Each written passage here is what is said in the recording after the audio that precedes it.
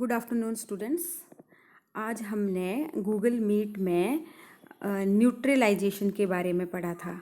ठीक है, तो न्यूट्रलाइजेशन क्या है उसके बारे में ही मैं आपको थोड़ा सा अच्छे से एक्सप्लेन करूँगी। अगर आपको गूगल मीट में कोई चीज़ समझ नहीं आई होगी तो इस वीडियो से आप कोशिश करिए उसको समझने की। फिर भी कोई डाउट रह जाता है तो नेक्स्ट गूगल मीट में हम अपना डाउट क्लियर करेंगे। ठीक है, न्यूट्रलाइजेशन। तो न्यूट्रलाइजेशन से पहले जब स्टार्टिंग में हम एसिड और बेस पढ़ रहे थे ना, तब हमने एक और चीज़ पढ़ी थी, न्यूट्रल सब्सटेंसेस। मीन्स कुछ सब्सटेंसेस ऐसे भी होते हैं जो ना ही एसिडिक नेचर के होते हैं ना ही बेसिक। मीन्स ना ही वो स्वाद में खट्टे होते हैं और ना ही वो स्वाद में बिटर होते हैं और टच में सोपी होते हैं। तो ऐसे सब्सटेंसेस को हम न्यूट्रल सब्सटेंसेस कहते हैं। न्यूट्रल मीन्स ना ही वो एसिड है ना ही बेस है। ठीक है, तो ऐसी रिएक्शंस जिनमें न्यूट्रल सब्सटेंसेस बने उसको हम न्यूट्रलाइजेशन कहते हैं। सिंपल वर्ड्स में अगर हम कहें तो जब हम किसी एसिड को बेस के साथ रिएक्ट करवाते हैं तो वो रिएक्शन कहलाती है न्यूट्रलाइजेशन रिएक्शन। एक एक्टिविटी की है, इस एक्टिविटी को ध्यान से देखिए। क्या था कि एक टेस्ट ट्यूब में एसिड था, उस एसिड में इंडिकेटर डाला तो इंडिकेटर हमने यूज़ किया फिनोल्फ्थैलीन।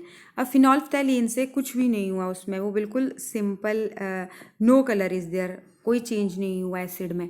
लेकिन अगर हम इसमें एक एक ड्रॉप करके बेस की डालते चले जाएंगे तो जब बेस का एक सफिशेंट अमाउंट हो जाएगा तो इंडिकेटर की वजह से उसका हल्का हल्का पिंक रंग होना शुरू हो जाएगा और थोड़ी देर बाद जब बेस सफिशेंट अमाउंट में उसमें आ जाएगा तो वो बिल्कुल पिंक कलर का हो जाएगा। ठीक है, तो ये तो हो गया कि पहले एसिडिक था, जब हमने उसमें बेस मिलाया तो उसका नेचर बेसिक हो गया। एसिडिक में इंडिकेटर की वजह से कोई कलर नहीं आ रहा था, जब बेस मिलाया तो उसका कलर बेसिक हो गया। अब इसी बेस में अगर हम फिर से एसिड मिला दें तो फिर से कलर जो है वो खो देगा। इट मीन्स एसिड जो है वो बेस के साथ रिएक्ट करता चला जा रहा है। तो ऐसी रिएक्शंस जिसमें एक एसिड बेस के साथ मिले तो एक न्यू कंपोनेंट बना देता है जिसे हम सॉल्ट कहते हैं।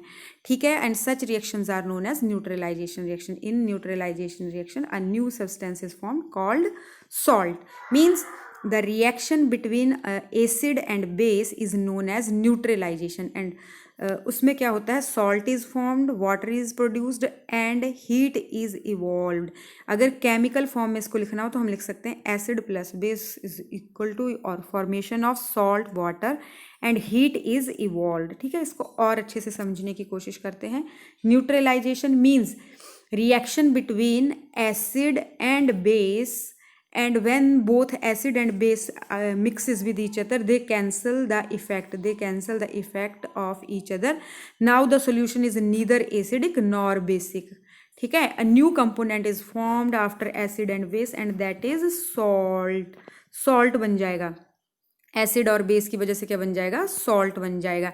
And this reaction is known as neutralization reaction. ठीक है, एक और स्लाइड से समझिए। न्यूट्रलाइजेशन, एसिड है, एसिड में हमने क्या किया, इंडिकेटर डाला तो पहले तो नो चेंज इज देयर, पर अब उसमें जब ड्रॉप बाय ड्रॉप हमने बेस डाला तो उसमें कलर आ गया। ठीक है, न्यूट्रलाइजेशन क्या है, फिनोल्फ्थैलीन डाला, एसिडिक में कलरलेस है, बेसिक में पिंक कलर आ जाता है। फिर एसिडिक डालेंगे कलरलेस, बेसिक डालेंगे तो कलर जो है वो आता जाएगा। Now definition, the reaction between an acid and base is known as neutralization। ये लिखेंगे आप न्यूट्रलाइजेशन की definition.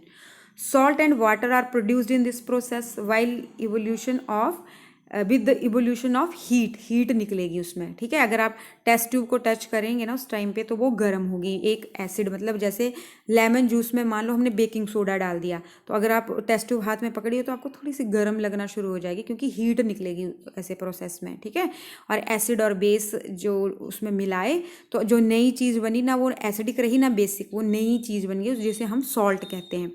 Acid plus base is formation of salt water. ठीक है, और इस तरह से जब हम किसी चीज़ को लिखते हैं तो केमिस्ट्री की फॉर्म में इसको बोला जाता है केमिकल रिएक्शन। ठीक है, hydrochloric acid plus sodium hydroxide, ये एसिड है और ये बेस है। फॉर्मेशन ऑफ सोडियम क्लोराइड, ये बन गया सॉल्ट एंड वाटर, ये HCl NaOH, ये एसिड है ये बेस है और बन गया आपका खाने वाला नमक जिसे हम बोलते हैं sodium chloride plus water and heat is evolve, heat निकलेगी उसमें। ठीक है, अब neutralization in our everyday life, ये देखिए नेक्स्ट टॉपिक आपका यही है। Neutralization in everyday life, neutralization हमारे रोज़मर्रा की ज़िंदगी में कहाँ कहाँ पर होती है, ठीक है। तो 4 एग्जाम्पल यहाँ पे डिस्कस हुए हैं, indigestion, ant bite, soil treatment and factory waste. अब वन बाय वन हम इसको डिस्कस करेंगे। Let's see first indigestion treatment. अब इंडाइजेशन क्या है, हमने चैप्टर 2 जब पढ़ा तो उसमें पढ़ा था कि ह्यूमन स्टमक में हाइड्रोक्लोरिक एसिड होता है HCl, जो कि हमें फूड को डाइजेस्ट करने में हेल्प करता है। लेकिन जब ये हाइड्रोक्लोरिक एसिड एक्सेस में हो जाता है तो ये इनडाइजेशन या फिर एसिडिटी कॉज कर देता है हमें, ठीक है। अब एसिडिटी हो गई मींस एसिड जितना चाहिए था उससे ज़्यादा बढ़ गया, तो हमें ज़रूरत पड़ेगी बेस की, ठीक है। तो जो बेस हम लेंगे उनको हम बोलते हैं एंटासिड्स, ठीक है। तो वो हमें एसिडिटी से रिलीव कराएंगे, ठीक है। और वो वहाँ पर कौन सी रिएक्शन हो रही है, न्यूट्रलाइजेशन की। एसिड बढ़ गया तो अगर हमने बेस पी लिया तो हमारी बॉडी के अंदर न्यूट्रलाइजेशन रिएक्शन हो गया और एसिड जो था वो ख़त्म हो गया। पर ये ऐसा नहीं कि एसिडिटी बढ़ी तो कोई भी बेस उठा के पी लिया, ओनली डॉक्टर से रिकमेंडेड बेस ही हम यूज़ करेंगे, जैसे कि इनो वगैरह वो लोग बताते हैं, या milk of magnesia commonly used antacid है, जिसमें कि मैग्नीशियम हाइड्रोक्साइड एक बेस जो है वो यूज़ होता है एसिडिटी को दूर करने के लिए। क्लियर। तो इस तरह से इंडाइजेशन ट्रीटमेंट होती है। सेकंड है एंट वाइट ट्रीटमेंट। अब हमने ये पढ़ा था स्टार्टिंग में, जब शुरू में हमने एसिड का टेबल किया था ना, उसमें ये पढ़ा था कि जो एंट है उस जब वो काटती है, एंट वाइट जो होता है, तो उसमें कौन सा एसिड रहता है, फॉर्मिक एसिड। फॉर्मिक एसिड को अगर हमने कम करना है, इसके इम्पैक्ट को अगर हमने कम करना है, तो हम क्या करेंगे कि कोई बेस उसके ऊपर लगा लेंगे। तो the effect of the acid can be neutralize by bases, है ना। और बेस कौन सा लगा लिया हमने, बेकिंग सोडा घर में इजीली अवेलेबल होता है, वो अगर हम लगा लेंगे, सोडियम हाइड्रोजन कार्बोनेट ये इसका साइंटिफिक नेम है, तो उसकी वजह से क्या होगा कि वो एसिड का प्रभाव, फॉर्मिक एसिड का जो प्रभाव है वो कम हो जाएगा, और हमें जो इरिटेशन या स्वेलिंग या पेन हो रही थी वो ख़त्म हो जाएगी और हमें जल्दी से रिलीव हो जाएगा। विच कंटेन और हम कैलेमाइन सॉल्यूशन भी लगा सकते हैं। कैलेमाइन सॉल्यूशन में क्या होता है, जिंक कार्बोनेट, जो कि ऑल्सो एक बेस है, ठीक है। Then we have next soil treatment. अब सॉइल ट्रीटमेंट में क्या होता है कि जर्नली हम सॉइल में ज़्यादा फर्टिलाइज़र डालते रहते हैं, तो उसकी वजह से क्या होता है, ज़्यादा फर्टिलाइज़र डालने से हमारी जो सॉइल है उसका जो नेचर है ना वो चेंज हो जाता है, या वो ज़्यादा एसिडिक हो जाती है या ज़्यादा बेसिक हो जाती है। अगर वो ज़्यादा एसिडिक हो जाती है तो हमें उसमें बेस मिलाने पड़ते हैं ताकि हम उसे एक नॉर्मल प्रोपोर्शन पे ले आ सकें। और बेस हमारे पास जैसे क्विक लाइम हम उसमें लगा सकते हैं, या फिर कैल्शियम हाइड्रोक्साइड भी यूज़ किया जा सकता है, ठीक है। कैल्शियम हाइड्रोक्साइड भी हम उसमें यूज़ कर सकते हैं। और दूसरा, अगर बेसिक हो जाए, हमारी सॉइल का नेचर बेसिक ज़्यादा हो जाए, तो हम क्या करेंगे, तो हम उसमें ऑर्गेनिक मैटर मिलाएंगे। अब ऑर्गेनिक मैटर क्यों, क्योंकि ऑर्गेनिक मैटर सड़ने गलने के बाद एसिड प्रोड्यूस करते हैं, और वो एसिड क्या करेंगे, वो सॉइल की बेसिक नेचर को कम कर देंगे, बेसिसिटी को कम कर देंगे। तो इस तरह से हमारी सॉइल वैसी तैयार हो जाएगी जैसी कि हमारी फसल के लिए चाहिए, क्योंकि ना ही ज़्यादा एसिड ना ही ज़्यादा बेस, है ना। Excess of everything is bad ना, तो ना ही एसिडिक चाहिए ज़्यादा सॉइल और ना ही ज़्यादा बेसिक चाहिए। तो जितने प्रोपोर्शन में हमें सॉइल एक पर्टिकुलर क्रॉप के लिए चाहिए, हम उसको बैलेंस कर लेंगे with the addition of required acid और बेस। क्लियर।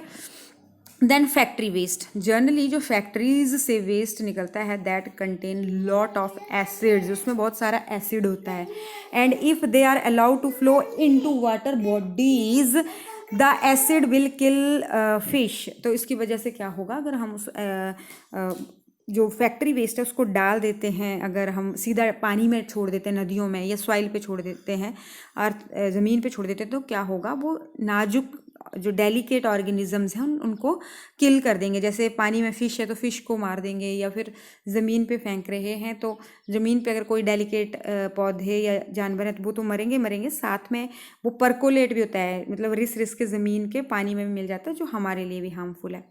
इसलिए factory waste are neutralized by adding basic substances. तो हम फैक्ट्री वेस्ट में पहले बेसिक सब्सटेंस मिलाते हैं, उसको न्यूट्रलाइज कर देते हैं, then discharge that in water bodies, और उसके बाद उसको वाटर बॉडी में मिला दिया जाता है। With this your chapter gate completed. कोई कन्फ्यूजन हो तो हम डाउट क्लास में उसको क्लियर करेंगे। थैंक